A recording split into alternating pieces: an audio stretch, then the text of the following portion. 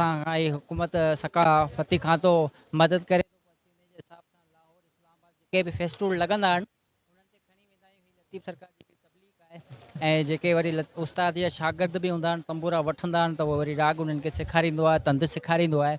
त तमामु मंठार फ़क़ीर हिकिड़ी सुठो कमु करे रहियो लतीफ़ सरकार जी तबलीग आहे।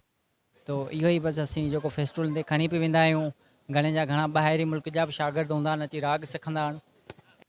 हिकु त हीअ लतीफ़ सरकार जे जेके बि तंबूराननि में नंढे खां वठी वॾा हर साज़ में तव्हांखे मिलंदा मंठार फ़क़ीर जुणे जो। तो माशाल्लाह ही हिते असां सां हिकिड़ो फेस्टिवल में आया आहियूं। हिते हिननि जी खपत बि आहे, सुठो रोज़गार बि थिए थो या शुक्र अल्हम्दुलिल्लाह आहे। घणे में घणा जेको माण्हू पढ़ियल लिखियल आहिनि, PhD जंहिंजी कयल आहे, घणे में घणे उहे सम्झंदा। बाक़ी त घणे में घणा जेके असांजा ग़रीब माण्हू हारी माण्हू आहिनि, जेके इल्मु न आहे, उन्हनि खे तजुर्बो घटि हूंदो आहे। असांजो जेको हीउ लाहौर इस्लामाबाद में जेके बि न उन में सुठी रोज़ी मिली वेंदी आहे।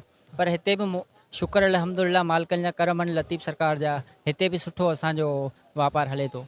खड़तालूं ॾिसण में अचनि पियूं, खड़तालूं बि तव्हां ठाहींदा आहियो? हाँ जी, खड़ताल बि ठाहींदो आहे। तमामु हर साज़ जो उस्ताद कमु कंदो आहे ऐं असीं पाण उन जा शागिर्द आहियूं।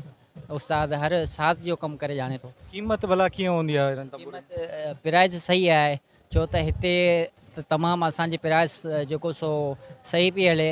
ऐं सभिनि बाज़ार में ख़बर आहे जेको सो उस्ताद जा काफ़ी तंबूरा हलनि था, काफ़ी जेको सो वठनि था। उस्ताद त पाण रागी आहे, हिकिड़ो वाई पढ़े थो, तंद जे हिसाब सां ॼाणे बि थो त हीउ साज़ इनखे ॿोली कीअं ॾियारबी।